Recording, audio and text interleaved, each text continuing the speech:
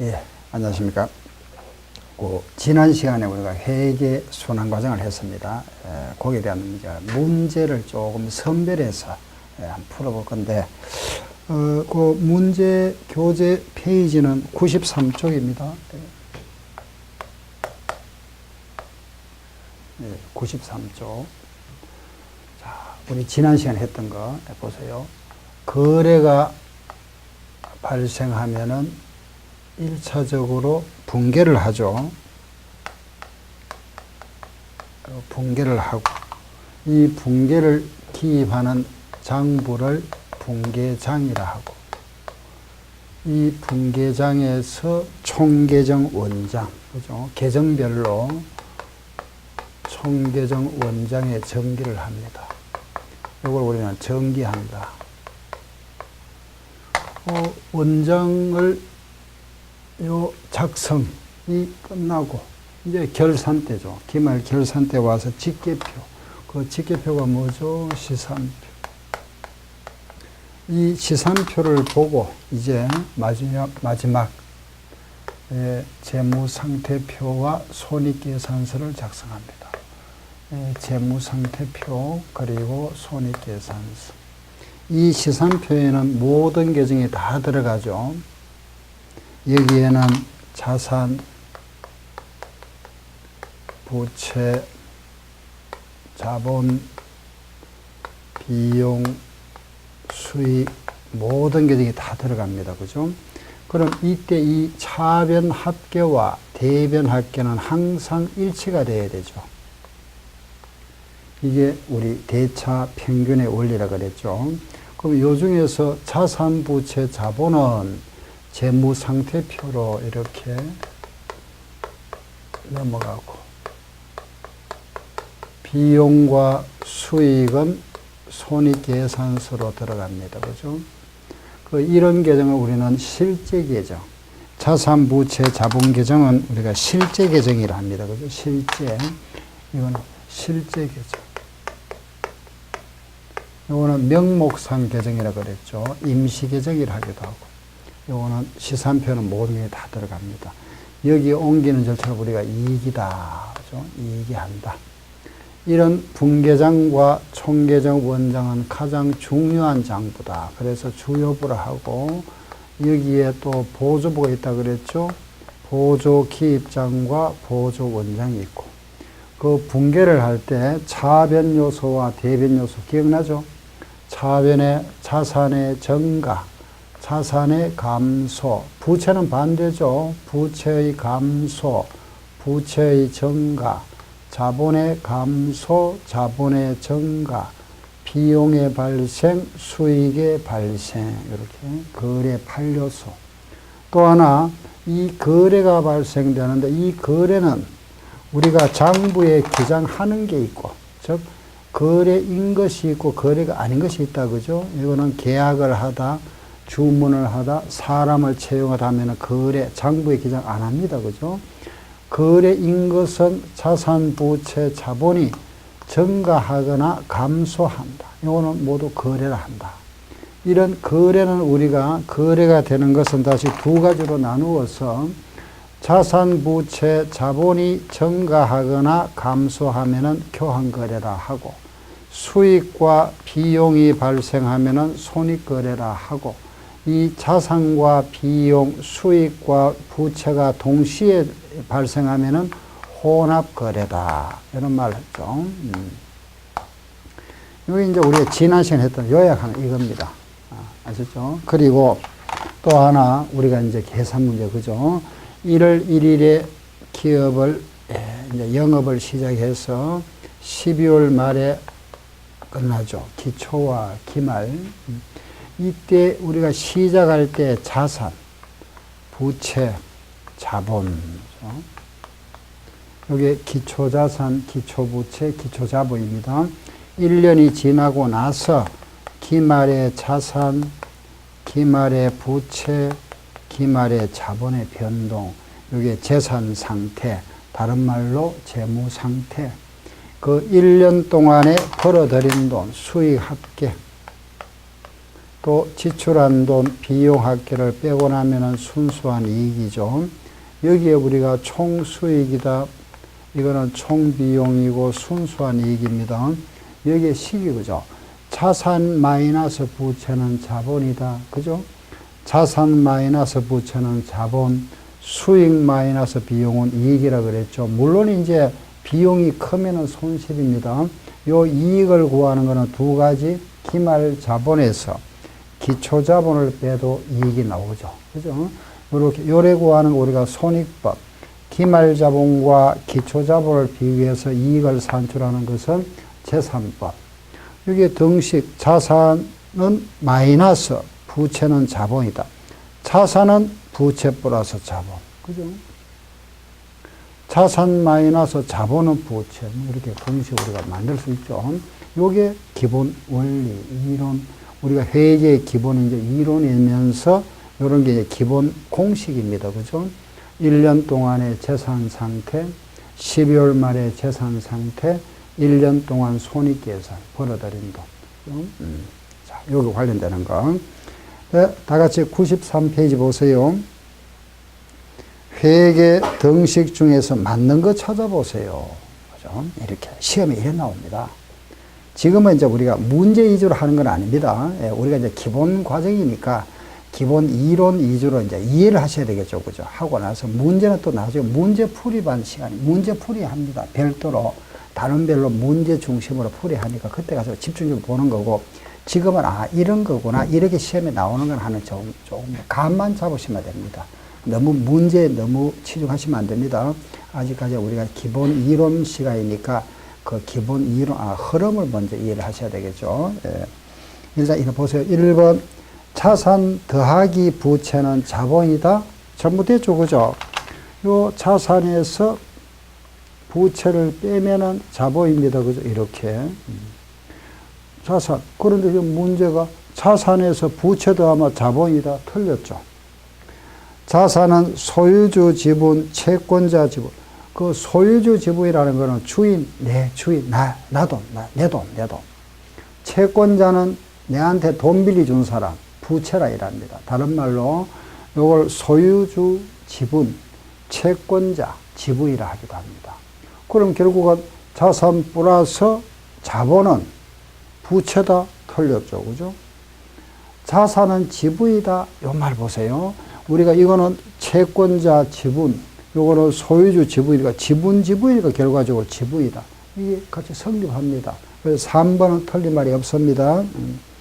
4번은 채권자 지분은 부채, 타인 자본도 부채, 자기 자본은 자본, 부채는 자본이다. 말이 안 되죠. 자산 플러스 지분, 지분이 자산인데 자산과 지분을 더한 거다. 부채 틀렸다. 그죠? 예. 다음 2번 한번 보세요. 회계 결산 절차입니다. 그 절차를 가만히 보니까 모두 이제 요 결산 시점에 나온 거래요. 그죠? 예, 딱 보니까, 그죠? 그럼 제일 먼저 우리가 거기에 들어가야 될 것이 뭐냐 하면은, 거기에 보니까, 그죠? 바르게 대일된 거. 일단은, 이게 우리가 시산표는 장부를 수정하기 전 시산표에서 요 정리사항이 있죠. 정리할 사항이다. 요 정리사항을 더하고 빼고 나면은 수정 후 시산표, 이렇게 되겠죠. 예. 그러면 지금 문제에 보니까 수정 전이 없다. 요게 있네, 그죠? 요거 있고, 요건 없습니다.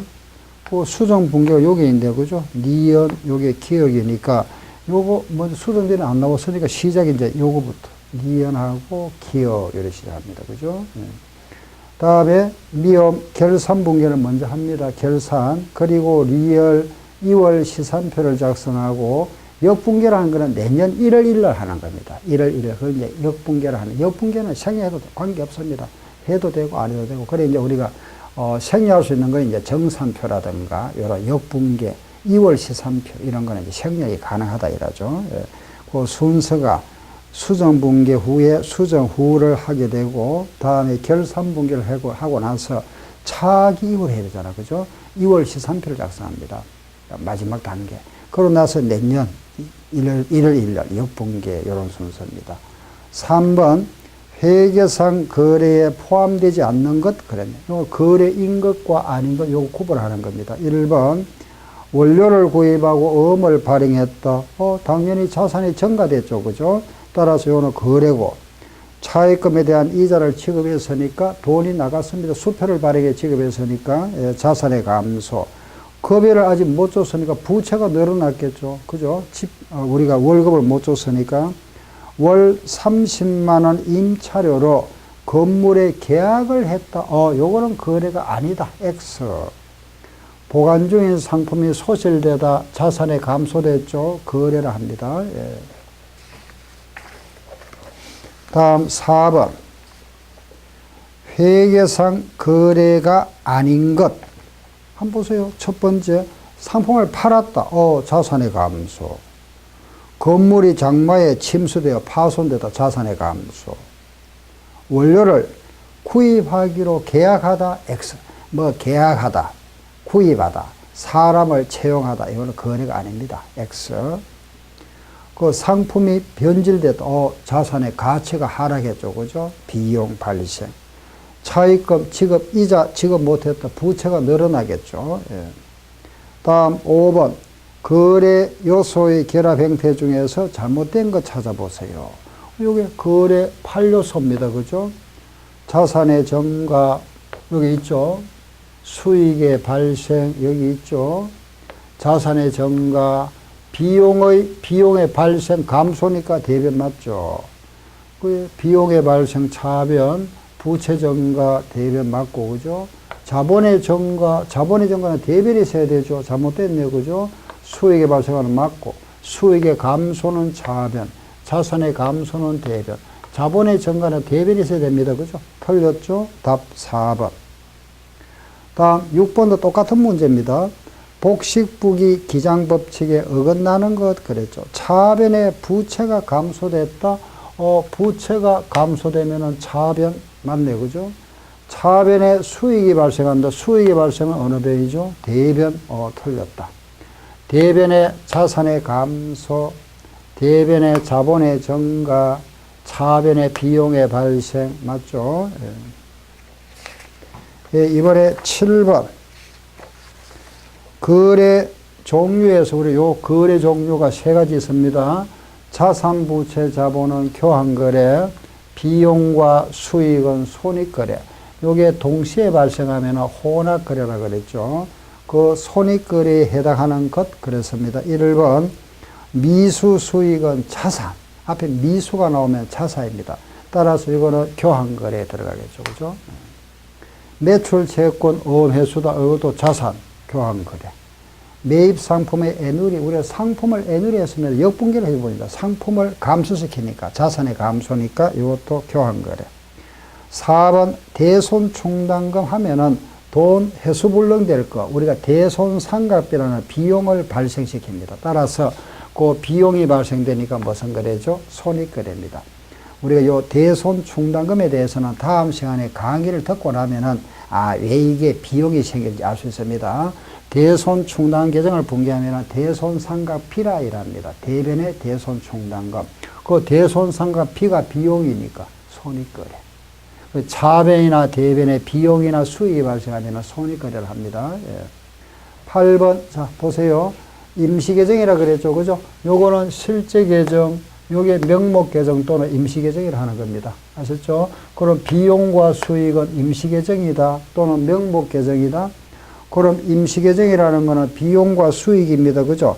비용과 수익이 아닌 것 찾아보세요. 그랬죠.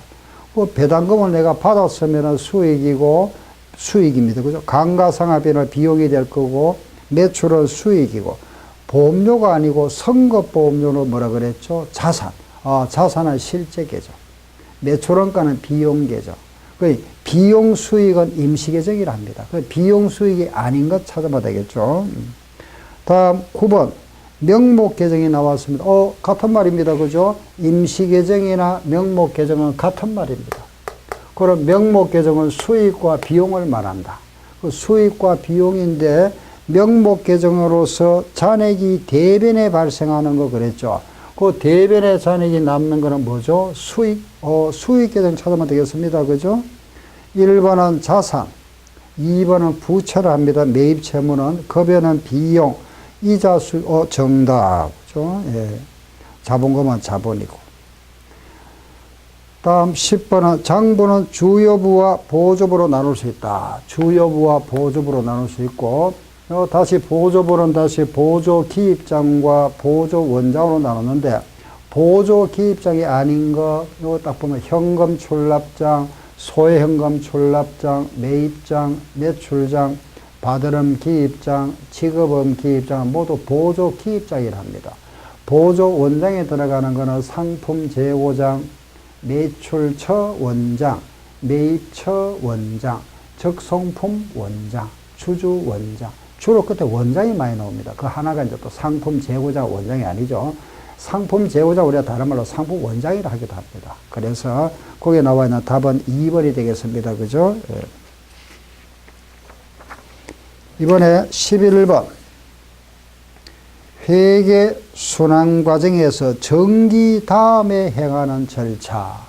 자, 요 정기 다음에 행하는 절차 몰랐습니다. 어느 거죠? 네, 좀 애매하죠. 그죠?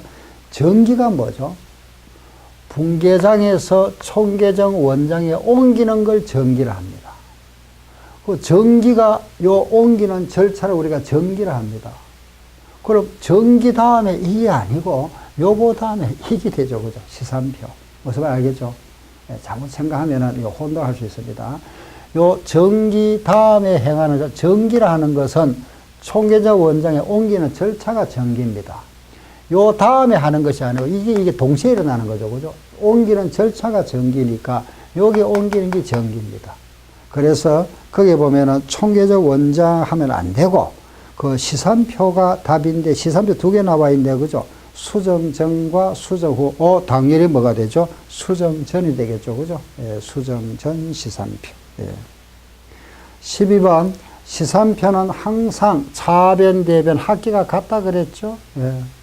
요 합계 같지만은 요 차변, 대변이 똑같아져야 됩니다. 그죠? 그런데 우리는 이 시산표에서 발견할 수 없는 오류가 있다 그랬습니다. 10원, 10원을 기입했다. 이걸 2번 기입해버립니다. 그죠? 이런 거는 발견할 수 없다. 이중 기입했거나, 동시 누락했거나, 그죠? 양변에 동시 누락했거나. 금액은 정확한데 계정과목 분류를 잘못했거나, 이런 거는 우리가 발견할 수 없다. 그죠? 그런데 한쪽에 잘못된 거는 발견할 수 있죠. 그죠? 한쪽 잘못된 거 요거는 발견할 수 있다 그랬죠. 예를 들어서 여기에 우리가 10원을 적어야 되는 여기에 빠뜨려 버렸습니다. 그죠? 발견할 수 있다. 그래서 12번 시산표를 통하여 발견할 수 있는 오류 하는 거는 한쪽 오류다. 한쪽. 차배나 대변. 그 의미를 이해를 하시고 답을 찾으셔야 됩니다. 대변과 사배 서로 바뀌어버렸다. 그죠? 똑같죠? 예. 거래 전체, 차변 대변이 몽땅, 예, 누락했다. 발견할 수 없다. 동일 거래 분계가 이중으로 기입됐다. 이것도 발견할 수 없다. 한 계정, 한쪽 기입 누락, 이걸 발견할 수 있다. 틀리니까. 그죠? 계정 과목 오류는 발견할 수 없습니다. 그죠? 예. 13번, 재고 조사표에 기입될 사항이 아닌 것. 재고 조사표라는 거는 기말에 정리할 사항. 연말에 정리할 사항이 재고 조사표예요. 연말에 정리할 사항들을 모은 표를 우리가 재고 조사표를 하는 겁니다. 그 의미만 알면 답 찾기는 또 쉽겠죠. 그죠? 기말에 재고 자산을 파악해 본다. 당연히 연말에 해야 되죠. 연말에 감가상각비도 계산합니다. 또 대손을 예상합니다. 또 주식거래에서 금액이 하락한 건지 상승한 건지, 그죠? 평가 손익도 계산해 봅니다. 그런데 은행계정 조정표는 조금 바로 다음 시간에 할 겁니다. 예, 그런데 은행과 우리 회사 금액이 차이가 발생했을 때 그걸 조정해 보는 겁니다. 이거는 수시로 합니다. 결산 때만 하는 것이 아니고 내가 필요할 때마다 내가 음을 또는 뭐 수표를 발행해야 됩니다. 그죠? 그때 잔고가 얼마 남은지 알아봐야 되겠죠. 그때 수시로 하는 게 은행계정 조정표입니다. 그래서 답은 5번이 되겠고 14번 다음 회계연도로 이월할 수 없는 계정. 그래서 우리 계정이라는 거 이게 다입니다. 자산, 부채, 자본, 수입이 다인데 요 계정들은 잔액이 나오면 계속 넘어가죠. 그죠? 다음 기로 넘어가지만은 차악이 이월이 되지만 이 계정들은 다음에 넘어가면 안 되겠죠. 원래 월급이 100원 나갔는데 여기 100원 또 다음에 넘어가면 안 되죠. 내년은 내년이고. 그래서 1년 동안만 딱 발생하는 게 명목상 계정이다. 임시 계정이라 하는 겁니다. 그래서 이건 안 넘어갑니다. 비용 수익은. 아셨죠? 그럼 이월할 수 없는 계정이다. 아, 명목 계정이구나. 비용 수익 계정이구나. 비용이나 수익을 찾아봐야 되겠죠. 1번은 자산, 2번은 부채, 3번은 자본, 4번은 수익 정답. 5번 단기 금융상호 예금을 말합니다. 자산. 예, 여기까지입니다. 그 15번부터는 나중에 우리가 문제 뒷부분 하면서 재무제표 하고 나서 다시 돌아와서 제가 한번 다시 꼭 풀어드릴 겁니다. 예, 일단 여기까지 하시고. 자, 그 다음에 이제 우리 이제, 지금부터는 이제, 다음 장으로 넘어갑니다. 예, 이제, 지금까지 이제 지난 시간에 이어서, 우리가, 회계의 흐름을 해간 겁니다. 순환 과정. 회계 흐름 하는 거 이겁니다. 그죠? 예, 이 흐름. 이게 계속 반복되죠. 그래, 반복됩니다. 순환 과정이다. 그죠? 거래, 붕괴, 원장 작성하고, 시산표, 재무상태표와 손익계산서. 우리가 또 실예를 가지고 한번 이렇게 작성도 한번 해봤죠. 그죠? 예, 이렇게 하고. 자, 여기서 하나 더 보세요. 요 사이에, 여기 이제 우리가 결산 때, 그죠? 기말에 정리할 사항이 있다 그랬죠. 요 시산표는 수정 전 시산표. 정리사항을 수정하고 나면은 수정 후 시산표. 그 수정 후 시산표를 보고 요걸 작성합니다. 그죠? 요게 바로 기만의 정리사항이라 그랬습니다. 이 부분이 이제 앞으로 우리가 공부할 사항. 그죠? 바로 본론입니다. 자산에서, 자산에서 정리할 사항. 부채에서 정리할 사항. 자본에서 정리할 사항. 이런 걸 갖다가 하나하나 하게 됩니다. 하나 이제 구체적으로, 예, 그 이제 우리 강론이죠. 그죠?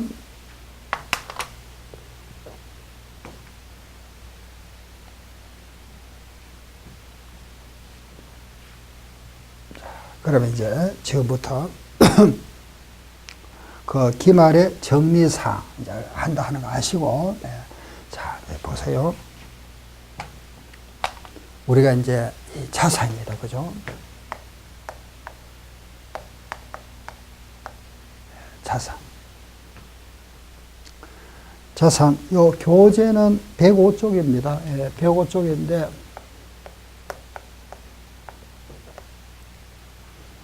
예, 필요한 부분을 조금 메모를 좀 하세요. 예, 그 책에 제가 또 우리 교재는 국제의 기준에 따라서 편집이 되어 있기 때문에 여기 좀 없는 부분도 조금 제가 보충 설명을 해 드릴 겁니다. 예, 그러니까 또 일단 자산이다. 그죠? 예, 자산 부분. 먼저 우리가 이제 자산에서 알아야 됩니다. 자산에서. 그러면 자산하고 나면은 부채. 순서가 자산, 부채, 자본, 수익, 비용, 이런 순서라 그랬죠. 차례대로 합니다. 예. 그 자산이 일단 뭐냐? 자산은 우리 지난 시간에 뭐라 그랬죠? 기업이 소유하고 있거나 가지고 있는 것. 예를 들면 뭐 현금, 예금, 그죠? 주식, 이런 거. 상품, 건물. 받을 권리가 있는 거. 대여금, 외상 매출금, 뭐 받으름, 그죠? 미수금, 이렇게. 받을 권리가 있는 거. 이걸 자산이다. 그래서 우리가 자산이라 하는 거는, 가지고 있거나 받을 권리가 있는 거다. 그죠? 이걸 우리가, 자산은 더 쉽게 표현하면은 돈이 될 수 있는 내 재산을 말합니다. 돈이 되는 거. 돈 되는. 그래서 이걸 우리가 조금 이제 책에다가 돈이 될 수 있는 거 하면 안 되죠. 그죠? 그래서 이걸 말을 조금 이제 우리가, 이걸 조금 꾸며서 이렇게 표현합니다.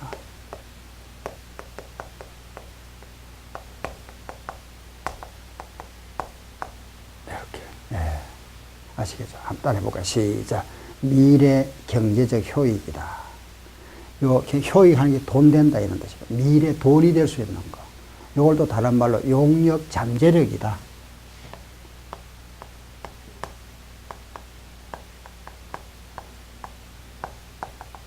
여기는 용역이는 이런 뜻이죠. 그죠? 예, 뭐, 내가 수익을 가져올 수 있는 잠재된 능력이다. 이렇게 표현하죠. 자산은 미래 효익이다. 그죠? 예. 그래서 이 자산은, 미래 돈이 될 수 있는 거다. 아시겠죠? 예.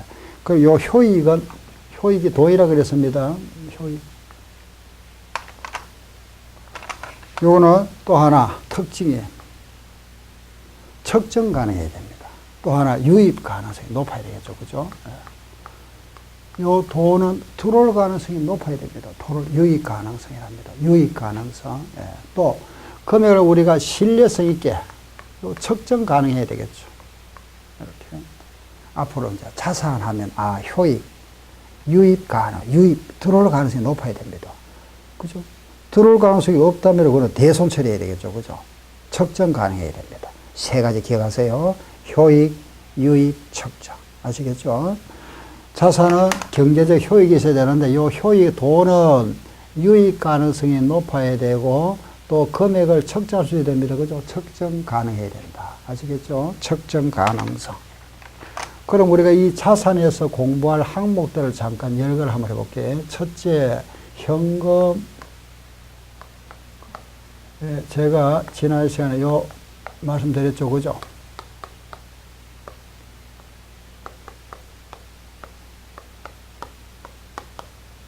이걸 우리가 공부하게 됩니다. 현금, 예금, 주식, 외상, 상품, 건물, 기타.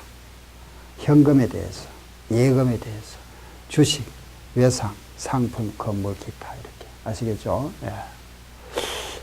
자, 여기서 한번 보세요. 우리가 이제 이 자산을 이렇게 이제 우리가 크게 이렇게 구분했습니다. 제가 요약해서, 현, 예, 주, 외상, 건, 기타. 그죠? 이렇게 구분했는데, 그럼 요 현금인데, 우리가 이제 자산을 재무 상태표에 표시를 해야 되죠. 그죠? 표시를 할 때는 요런 순서로 할 건지, 그렇지 않으면은 1년 기준에서 1년 내에 현금화 될까 하고 1년 후에 현금화 될까 나눌 건지, 그걸 이제 우리 나중에 재무제표 가면 다시 하게 됩니다. 저 뒤에 가 우선은 지금 간단하게 의미만 이해하세요. 첫째, 자, 일단은 우리는 자산을 이렇게 구분합니다. 유동자산과 비유동자산. 요거는 기준이 뭐죠? 1년입니다. 물론 또 52주 하기도 하는데 일단 1년 기준이다. 아시겠죠?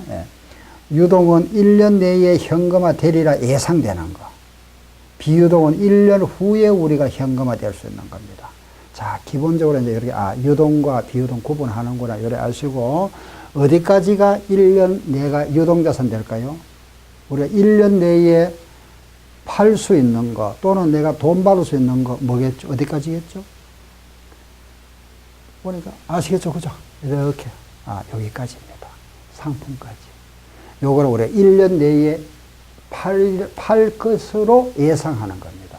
보통 건물 같은 이런 유형자산은 이거는 1년이 더 되겠죠. 그죠? 그래서 여기까지를 유동자산으로 구분합니다. 요걸 우리 뭐라 합니다? 비유동자산이라 합니다. 아시겠죠? 두 번째.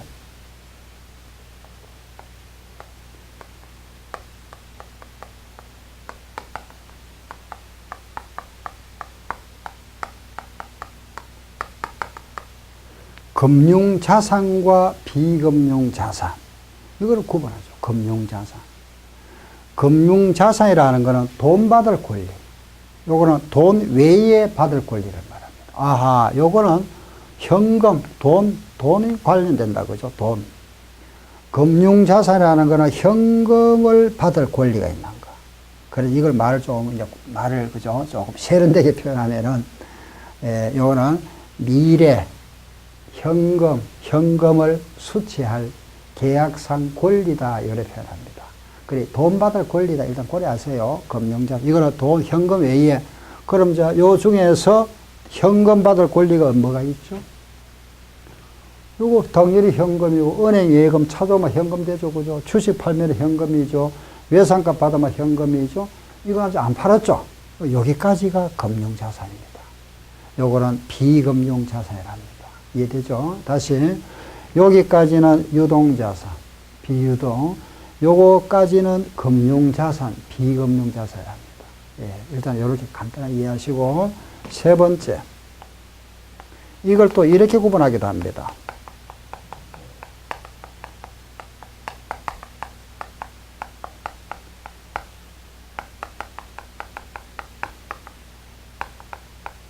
화폐성 자산과 비화폐성 자산, 이렇게.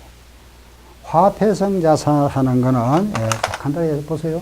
화폐 하면 확정되어 있다. 금액이 확정되어 있는 거. 요거는 확정이 안 돼 있다. 비확정. 요래 이해하시면 되죠. 아, 요거는 뭐냐. 구분 기준은, 요거는 금액이, 돈이, 그죠? 금액이 딱 정해져 있다. 비화폐에서 금액이 변동될 수 있는 거. 그죠? 자, 그러면은, 현금은 항상 그대로 줘, 그죠? 내가 만약에 돈을 10,000원가 있다. 1년 후에도 10,000원입니다. 그죠? 예금도 그대로겠죠, 그죠? 원금은 그대로 똑같습니다. 이자는 별개 생기는 거고, 요거는 변동이 되죠. 주식은. 그리고 주식 투자하죠, 그죠?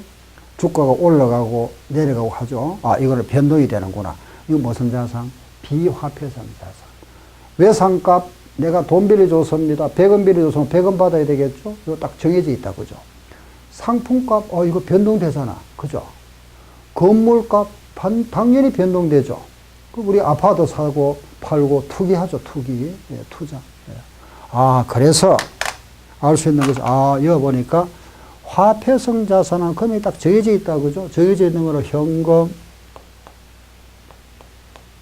예금, 이런 건 정해져 있고, 외상값, 이런 거 정해져 있는데, 요거는 보니까, 그죠? 저기 보니까 주식, 요거는 금액이 변동이 되잖아, 그죠? 주식하고, 또 상품, 건물가, 요거는 변한다, 그죠? 요거는 비화폐성이구나. 대표적으로. 물론 이제 기타 있겠죠, 그죠? 예. 요 기타 자산. 예. 요런 거, 대표 온 거다. 자, 이제 여기서 문제가 생긴다고 한번 보세요. 내가, 이런 거 한번 볼까요? 잠깐 보세요. 내가, 5월 1일 날 건물을 하나 샀습니다. 얼마 주고 샀느냐? 요걸 100원 주고 샀다. 100억이라 해도 되고, 단위는 여러분들이 편한 대로 생각하시면 됩니다. 1억이라 해도 되고, 100원 주고 샀습니다. 7억 원가라 이랍니다. 100원. 이걸 우리가 역사적 원가다. 이런 표현도 합니다. 7억 원가. 예. 그런데 이제 우리 재무제표는 언제 작성하죠? 그렇죠. 연말에 작성하잖아. 그죠? 12월 말에. 오늘이 12월 말인데, 오늘 현재 와서 보니까, 시가를 보니까, 요게 130원 돼 있더라. 그죠? 130원. 예. 요게 100원짜리 주고 샀는데 130원 돼 있더라. 그럼 우리 장부에 우리가 이제 결산 보고서가 재무제표죠. 그죠? 그 재무상태표에 건물을 이렇게 표시해야 되잖아. 이렇게 여기다가. 그죠? 이렇게. 이런 재무상태표에다가 가지고 있는 이런 이제 현금은 그대로니까 그대로 적으면 되겠죠. 그죠? 내가 가지고 있는 현금 얼마, 예금 얼마 적으면 됩니다. 그죠? 그런데 여기다가 건물을 적어야 됩니다. 요 재무제표는 언제 작성하죠? 12월 말에. 자, 여기다가 처음에 내가 살 때 100원 주고 샀는데 지금 130원입니다. 100원을 적어야 될까요? 130원 적어야 될까요? 이게 이제 우리가 갈등이 생기잖아. 그죠? 그렇죠? 이런 비화폐성 자산. 그죠? 그래서 이걸 원가로 적을까요? 시가로 적을까요? 잘 모르겠죠. 예? 원가 아니면 시가입니다. 그죠? 예. 근데 이걸 이제 우리는, 자, 이 원가로 적는 것을 뭐라 하느냐? 원가법이다. 이라 표현합니다. 원가법, 원가주의, 또 원가법. 그럼 시가로 요래 적는 걸 뭐라 한다? 예, 시가법이랍니다. 아시겠죠? 그럼 둘 중에 낮은 쪽. 둘 중에 낮은 쪽은 무슨 법? 그렇죠. 저가법이랍니다. 그럼 둘 중에 높은 쪽? 고가법. 그건 없습니다. 아시죠? 세 가지. 원가법, 시가법, 저가법이 있구나. 그 나중 가면 이제 주식에 가면 또 지분법 강의 하나 나옵니다. 그 아직까지 나중에 하도록 하고, 원가법, 시가법, 저가법이 있구나. 예.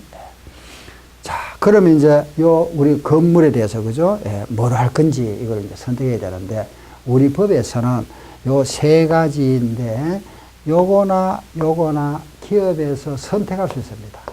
선택. 요걸로 한다. 나는 우리 회사는 원가로 할 거다.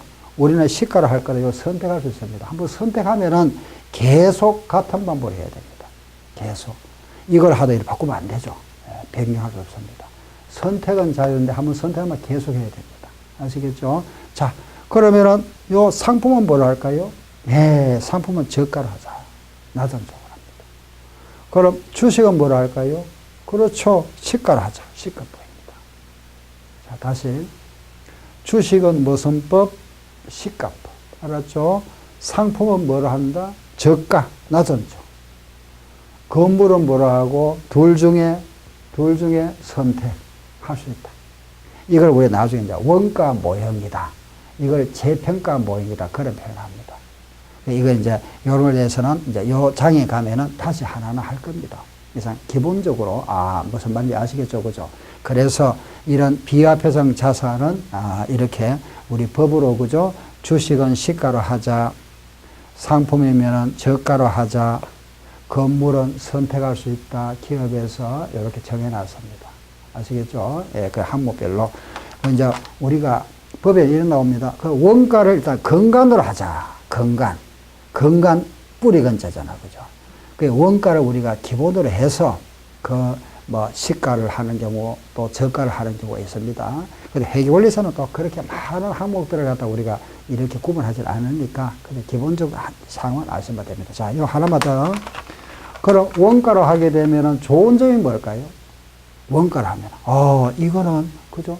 원가로 하면은 좋은 점이 뭘까요? 그렇죠. 신뢰성이 높다. 그죠? 믿을 수 있다. 왜? 검증 가능하니까. 요거는 검증 가능합니다. 그죠? 그 여수증이 있잖아. 사왔을 때. 얼마 주고 샀다 하는 거. 그죠? 검증 가능. 믿을 수 있다. 요 시가는 시시각각으로 변합니다. 그죠? 예, 시간, 시시각각으로. 그래, 믿을 수 없는 신뢰성은 떨어집니다. 그렇지만은, 오늘 현재 가격으로 하면은, 오늘 현재 내가 건물 요 금액대로 한다면은, 오늘 현재 그 가치를 알아보기에는 요게 딱 맞죠. 그죠? 그래서 요거는 목적 적합하다. 이렇게 표현합니다. 요거는 시기적절하죠. 적시성.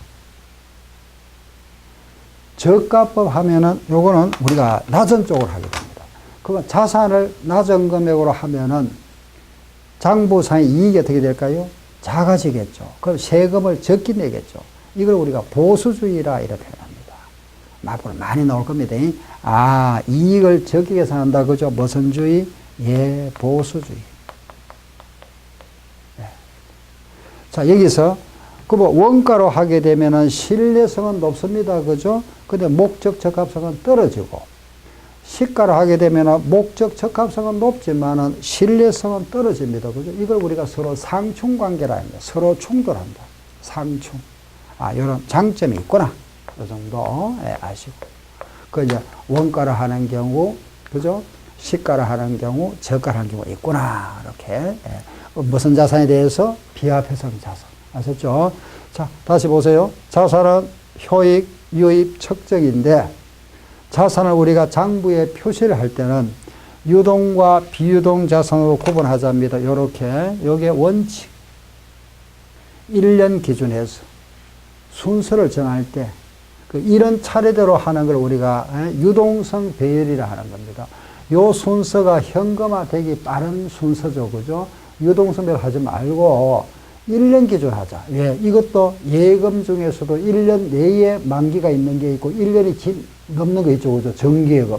3년짜리 이래 있잖아. 그죠? 요런 거는 비유동 자산 내려가야 됩니다. 밑으로.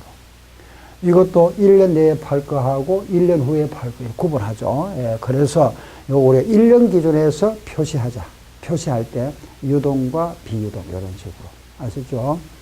금융자산은 요거는 돈 받을 권리, 현금을 받을 권리. 아, 그게 금융자산. 요거는 현금이 아닌 거. 여기까지는 현금 받을 권리. 여기까지는 금융자산이 그랬습니다. 예. 여기까지 금융자산. 여기까지는 유동자산. 화폐성자산과 비화폐성. 아시겠죠? 그죠? 요거는 확정돼 금액이 딱 정해져 있으니까 이게 금액이 하나밖에 없으니까 그죠? 하나밖에 없으니까 이거는 구분할 필요 없고 이거는 금액이 변동이 되니까 금액이 변동된다는 거는 두 개밖에 없습니다. 원가 아니면 시가. 실제는 시가밖에 없죠. 그죠? 5월 1일 날 요때 요 금액이 요때 시가죠. 그게 이제 날짜가 지나니까 과거가 되니까 현재 시가, 옛날에 샀을 때 시가, 시드원가를 합니다. 우리는 이제 결국 요거밖에 없지만은 의미는 옛날에 살 때 가격이니까 시드원가, 현재 시가, 그죠? 아, 시가. 아시겠죠? 요걸 우리 역사적 원가를 합니다. 역사적 원가. 요걸 다른 말로 현행 원가를 합니다. 예, 조금 더 다시 말씀드릴 겁니다. 예.